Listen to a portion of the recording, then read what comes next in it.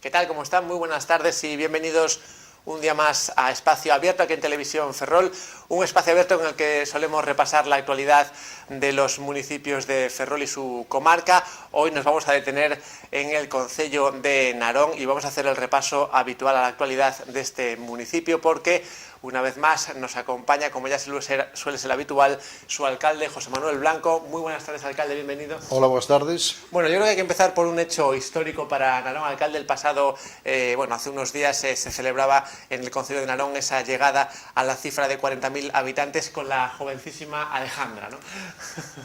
Pois sí, a verdad que se fixo derrogar a cifra, porque contábamos que a primeiros do verán se iba a dar, pero bueno, non se deu. Tuvemos que esperar un pouco máis, pero bueno, é un hito para Narón, un concello desta comarca que debe ser dos pouquiños, dos moi poucos que sigue medrando, e que estamos cada día pois máis orgullosos de que a xente elixa Narón para vir a vivir. Como significado non ten moito significado, significa que nos consolidamos como octava ciudad de Galicia, seguimos sendo octava ciudad de Galicia, cada vez con máis diferencia con Vilagarcía, e iso nos leva tamén pois a unha responsabilidade máis grande de que cantos máis veciños máis exixencias hai e temos que estar aí. A verdade que a anécdota dos 40.000 foi moi bonita porque estábamos a voltas de cando chegaba, si sería mostrador. Hai tres maneiras de empadronarse, a través do propio concello, na ventanilla do concello, te podes ir, e despois pode ser a través do INE ou da traslado. Hai baixas, hai altas, entón non dábamos chegado e mandou o INE os nacimentos. Non van os pais, cando nace un neno non vai a dalo de alta, senón que o INE te traslada pois unha serie de nenos cando considera, e desta vez pois foi unha cinta con 26 nomes de nenos que habían nacido en Narón. E cando se meteu a cinta para tal, na terceira persoa que saleu, pitou, significando que era o habitante 40.000. Foi Alejandra, unha nena da Gándara, e, bueno, fixemos eses pequenos actos con ela como un reconocimento, pois eso.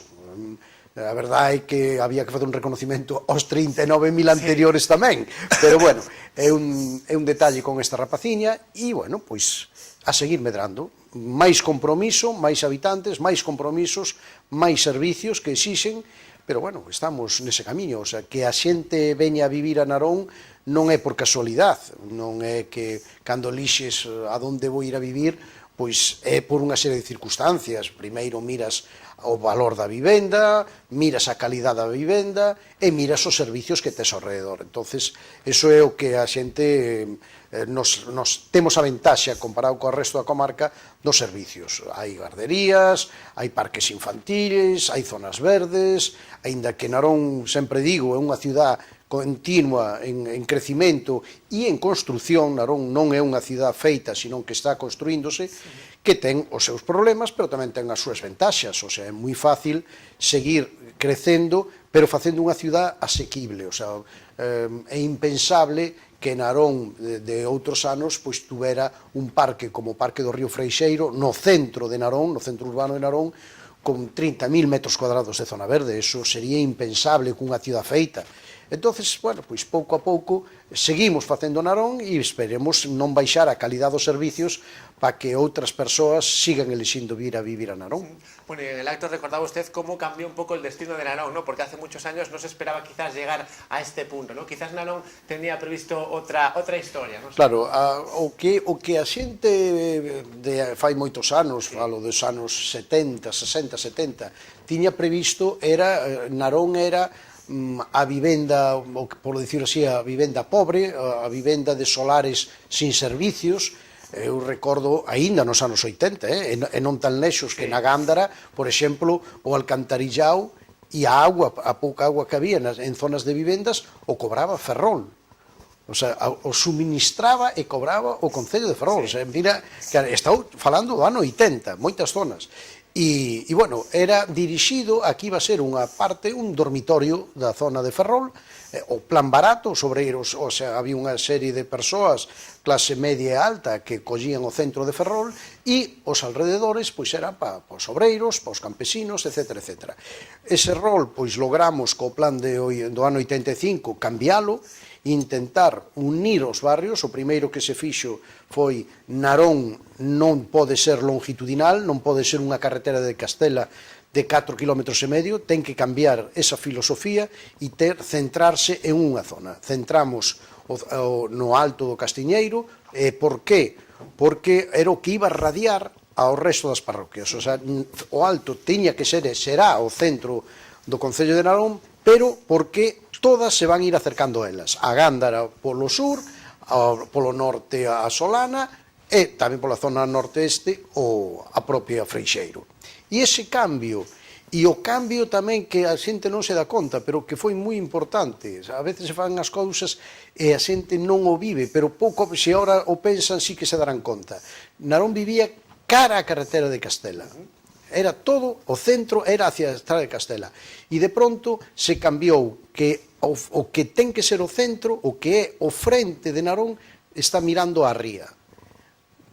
Un dato importante foi o Deón, pero eso significou que cambiou a filosofía de ir hacia a estrada de Castela a mirar hacia a ría, hacia a Faísca, hacia o Couto, hacia Freixeiro, todas esas zonas. E, bueno, son cambios de moitos anos, que tardan moitos anos en lograrse, pero, bueno, que está estruturado de esa maneira que algún día o centro, que xa o é o alto, pero todos van a ter conexións, tanto a Solana como Freixeiro como a Gándara, con ese centro e formar, pois, es unha gran ciudad.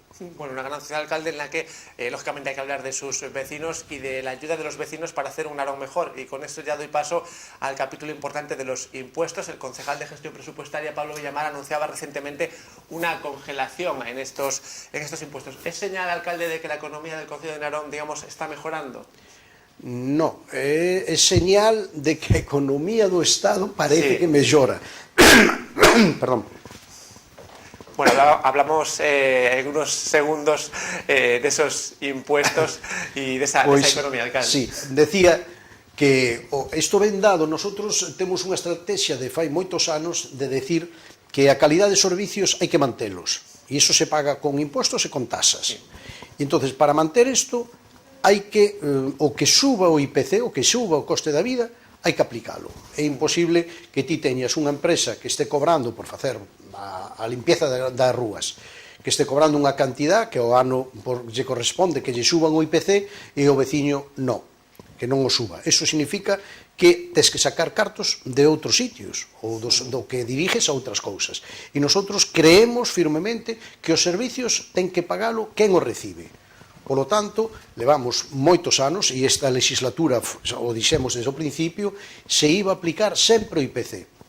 Porque este ano quedan congeladas? Porque o IPC é menos 0,2. Entón, é cero, o sea, non se vai aplicar, suba, non por ninguna razón, nin electoral, nin nada.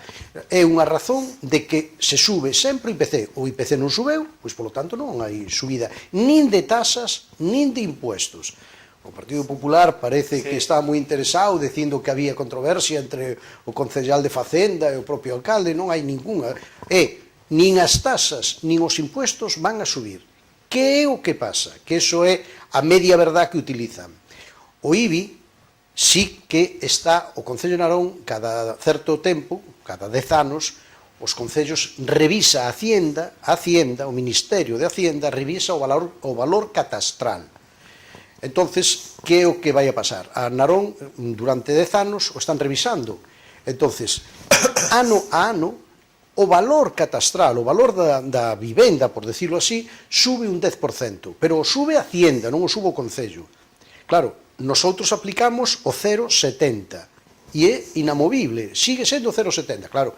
Cal é a dúda? Cando ven o recibo subido, claro, que non é o mismo pagar o 0,70 de 100 que o 0,70 de 110, é de 120, é de 130, entón o 0,70 é que subiron o IBI. Non, sube o valor catastral da propiedade e ao aplicar ese 0,70 pero non subimos ningún imposto ni ninguna tasa. Pero por esa razón, ni por electoralismo ni por nada, porque sempre o Concello de Narón dixo vamos a subir o IPC. E iso que estamos facendo, como non subeu este ano, pois así queda. Que acompañamos a isto? As bonificacións. Hai moita xente que, polas circunstancias actuales, pois non poden pagar e hai que axudarlles nos impuestos e nas tasas. E iso é o que vamos a seguir facendo. Ahora que antes hablaba del Partido Popular, alcalde, se refiere el partido de la oposición también a un marco presupuestario que se había aprobado con 3 años, creo, de vigencia entre 2015 y 2017. ¿Tiene eso algo que ver con esta congelación de impuestos? Non, é que ese marco presupuestario que eles aprobaron no pleno, con nosotros, dice moi claramente que os impuestos e as tasas subirá o IPC. Pero non hai contradición. Se o IPC é cero, pois non vai a subir. Pero o que decía o marco presupuestario é que subiría o que marcase o IPC. Volvo a repetir, non o IPC é cero, pois é cero. Como se fora menos 2, pois baixarían un menos 2%, porque o que marca é o IPC. ¿Le parece, por tanto, un poco exagerado que el Partido Popular haya pedido recientemente el cese del concejal de gestión presupuestaria? Que vou a decir? Pois é que non merece nin comentario en absoluto. Si se basan en estas cousas, pois imaginadevos. Bueno, y seguimos hablando de Narón, alcalde. Antes usted hablaba de servicios, de cómo Narón ha ido creciendo, y si hablamos de unos servicios en concreto, hay que hablar del ámbito de la educación, porque el Concello de Narón estaba pendiente de abrir una nueva escuela infantil, en este caso la de Xuvia, ¿no? Pois, por desgracia, nos saleu mal a empresa que veu ao primer concurso que foi feito alá no mes de agosto, pois renunciou porque non lle daba o que tiña que invertir para poñela en marcha, era superior aos ingresos que podía admitir, entonces renunciou, porque sabedes que a partir do ano que ven, do 2015, a Xunta se vai a facer cargo desa escola infantil. Entonces, como é solo por un ano, pois a empresa renunciou. Tuvemos que volver a sacar o concurso. Este venres pasado, pois se cerrou o plazo para que presentaran as ofertas as 4 empresas seleccionadas, e eu creo que durante esta semana, ou como moi tardar a que ven, pois adxudicaremos a esa e empezará xa a funcionar. ¿Y hay otro servicio importante? Non sei se vai a añadir algo. No, me refiero que sí, que vai empezar tarde máis, 10 días, 15 días, pero se vai a poñer en marcha, non vai haber ningún problema. ¿Y ha habido novedades, alcalde, en la respuesta de la Xunta sobre el centro de salud, o sigue esperando el Concello alguna notificación del gobierno gallego? Bueno, antes de marcharse da persoa que levaba a directora do Sergas, Nieves, pois nos había dito que estaba todo cerrado, que todos os informes xurídicos e técnicos eran favorables e que o pasaba ao gabinete da conselleira para poñer data para a firma. A verdade que me puxe en contacto coa secretaría do gabinete e se me dixo que en estos días, e é verdade, hai que reconocelo que é verdade, están co debate do Estado de Galicia no Parlamento e que está moi ocupada, que non pode, que no momento que remate o Estado, pois que está a punto de rematar, pois que sí, que o ten na agenda e que está. Eu espero, xa digo, nosotros creemos na palabra das administracións que cumplan, normalmente casi todas as administracións cumplen cando dá unha palabra, e o que vamos a facer, temos o presuposto moi avanzado, vamos a poñer os 100.000 euros que nos corresponde poñer ao ano 2015, esperando que se firme ese acordo.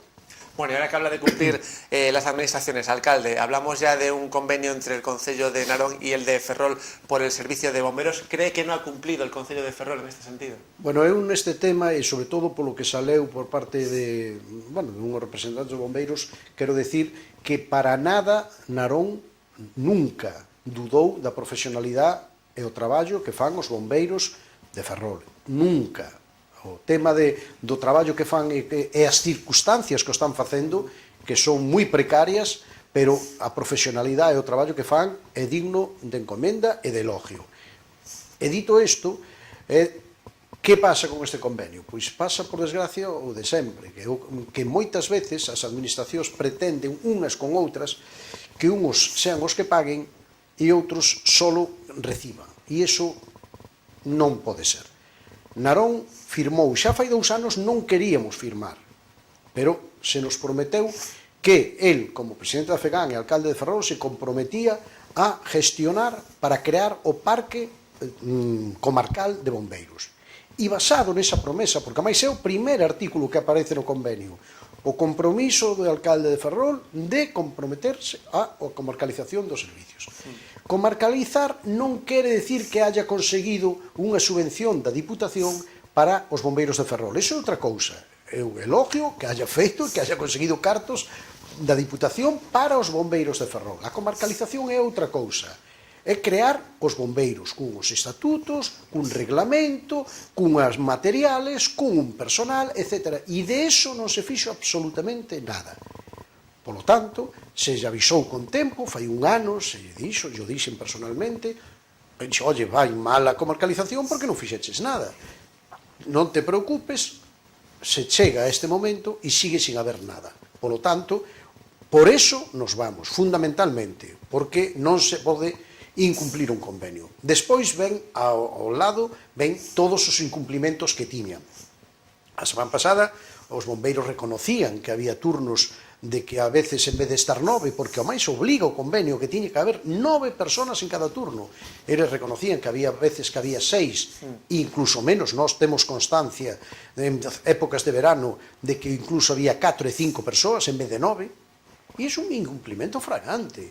E non poden entender a escaleira, a grande, que estuvo ano e medio parada, estropeada. Non me poden decir que temos un bon servicio e que a frase é que Narón se vai poñer solo e vai ter menos servicio que agora. No, menos servicio que agora imposible.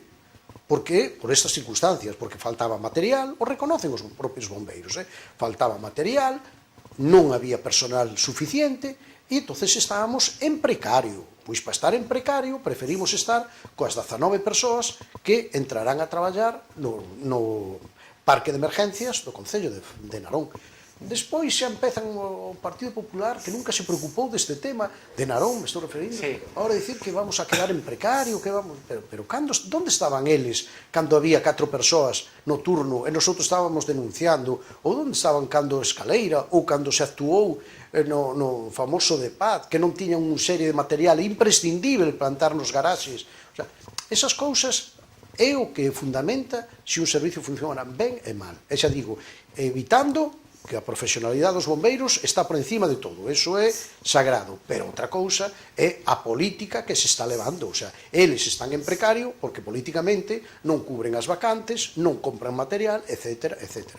Polo tanto, nosoutros vamos a poñer a creación deste grupo de emergencias e xa o dixemos tamén, vai a ser en principio temporal, por unha razón fundamental, porque seguimos creendo na comarcalización.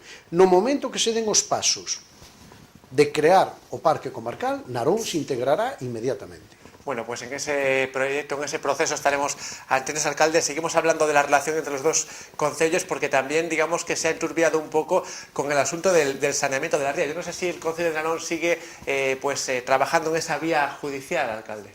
No, traballar non vamos a traballar máis, porque o tema pasa porque nosotros fixemos un requirimento ao pleno do Concello de Ferrol, que o pleno de Ferrol non contestou, polo tanto, a partir de eso hai uns plazos, e os plazos, se non hai nada novo, pois, por desgracia, se cumplirán. Se hai algo novo, nosotros sempre estamos por negociar e por chegar a acordos, sempre.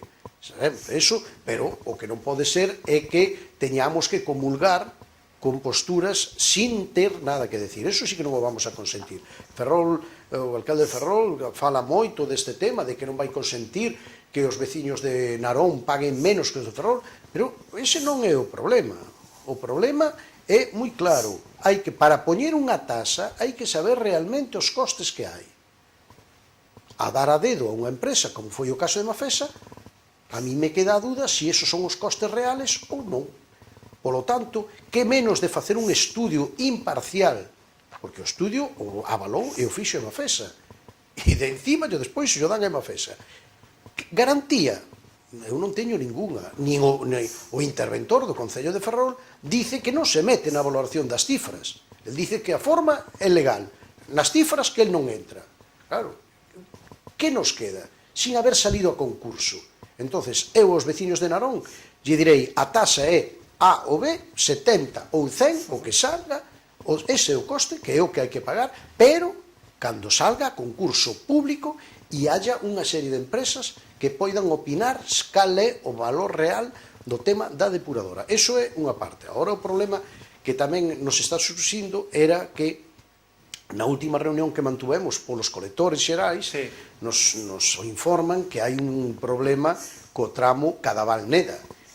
E eu fixen constar xa na acta que Narón se tomará as súas medidas se eso non se fai.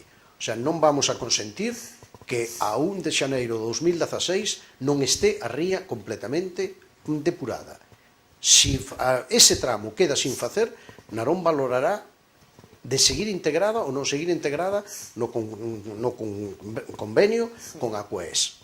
A CUES xunta Concello de Ferrol, Concello de Narón, porque nosotros sempre, desde o primer día, dixemos que nosotros asumíamos pagar unhas cantidades que non lle corresponden aos concellos, que lle correspondería ao Estado por ser obra de interés xeral, pero para adiantar plazos estuvemos dispostos a pagar, pero sempre que se depurara toda a ría. Si pretenden deixar unha parte sin depurar, non vamos a permitirlo. E, polo tanto, valoraríamos que tendríamos que facer. Eu espero que se resolvan, é un problema entre administracións do mismo color, porque é un tema de entre costas e a propia Ministerio de Agricultura. Espero que o resolvan e que se poida contratar e facer a obra antes do 31 de decembro do ano 2015. Espero polo bien de todos, e da ría tamén. Pues veremos qué sucede ahí, alcalde. Cambiemos de asunto. Bueno, hay que recordar que si Narón es potente en algunos términos es en parte por su economía y por su polígono de Río del Pozo. Alcalde, hay que recordar que estamos en un mes en el que es más barato, digamos, hacerse con una parcela en este espacio industrial, ¿no? Sí, o SEPES está facendo, a verdade que hai un problema estes días, o veíamos, non é só o polígono de Narón, sino en todos os polígonos de Galicia, eu creo que en España. O problema de que non hai compradores. Entonces o SEPES decideu unha baixada moi importante do 30% do valor en unha serie de parcelas do sector 4, que son as únicas que queda o 50% do sector 4 sin vender, e me parece un punto importante, pero que ten que estar acompañada de outras cousas. Non podemos, por un lado, isto é falta, é que ten que haber coordinación. Se non hai coordinación, arroutadas en ese sentido, que ben vidas sean, pero que ao final non son nada máis que arroutadas, porque o problema é que moi ben se rebaixan o suelo o 30%, pero por outro lado non hai créditos para poder invertir, pois quen vai a comprar se non hai crédito? Primeira parte. Segunda parte, o estamos vendo co Plan Ferrol, que quedou vacante totalmente porque as condicións que impoñen as empresas para pedir axudas é tan complicado que non piden axudas, non poden. Entonces, ou unha de dúas, ou coordinamos o que é a venta do suelo cos créditos, coas bonificacións e axudas que poidan dar organismos, ou isto non se vai desarrollar na vida. E iso é o grave problema que estamos tendo. O sea, ten que haber unha coordinación de administracións. O sea, o mismo que se fai, pois o que estábamos falando, para o saneamento da ría, hai que facelo para crear empleo, porque é o máis importante. Estamos vendo, nós que fixemos unha enquisa fai pouco, o 70%, o primer problema que tiñan era o paro. E isto non se resolve con axudas puntuales, hai que resolver cun programa íntegro de axudas. Xa digo, desde a venta de suelo hasta axudas e bonificacións para os emprendedores que queiran meterse a estas circunstancias. Bueno, alcalde, ya para terminar, si hablamos de industria, Narón está ligado de alguna manera al ámbito del naval. ¿En qué medida valora usted o en qué medida le da importancia a ese traslado de una parte del flotel aquí en la ría de Ferrol al sur? A ver, é un paso máis, de complacer a donde hai votos. Entón, onde hai votos é Andalucía e hai que botar unha má e complacer a zona andaluza.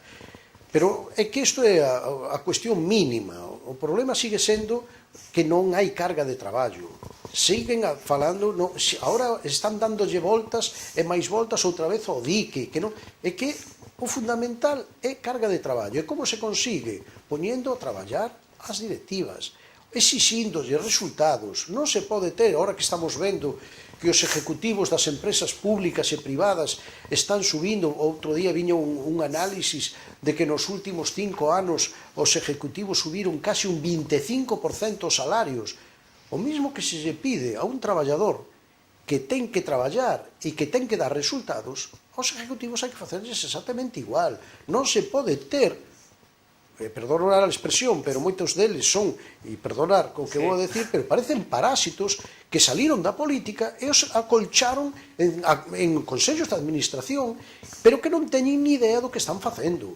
E, por desgracia, o tema de SEPI é unha das características. Mentras non poñan sentido e se lles diga, usted por objetivos, usted va a cobrar o salario mínimo e a partir de objetivos subirá.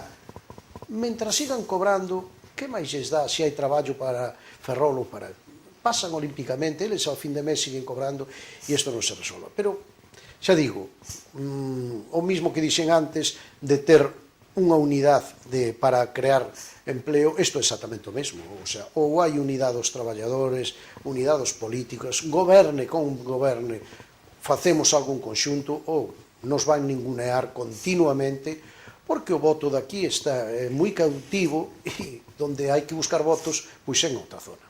Bueno, pues veremos en qué termina ese gran proyecto naval y veremos también si hay más carga de trabajo. Bueno, alcalde de Lerano, José Manuel Blanco, un placer como siempre tenerla aquí. Gracias por haber venido. A vosotros. Y ustedes también, gracias por estar ahí como siempre. Ya saben que este y otros programas los pueden volver a ver en nuestro canal de televisión a la carta en YouTube. También nos pueden seguir por Facebook, donde publicamos las últimas novedades, y también estamos en internet, en directo, en la web tvferrol.es. Gracias, hasta luego.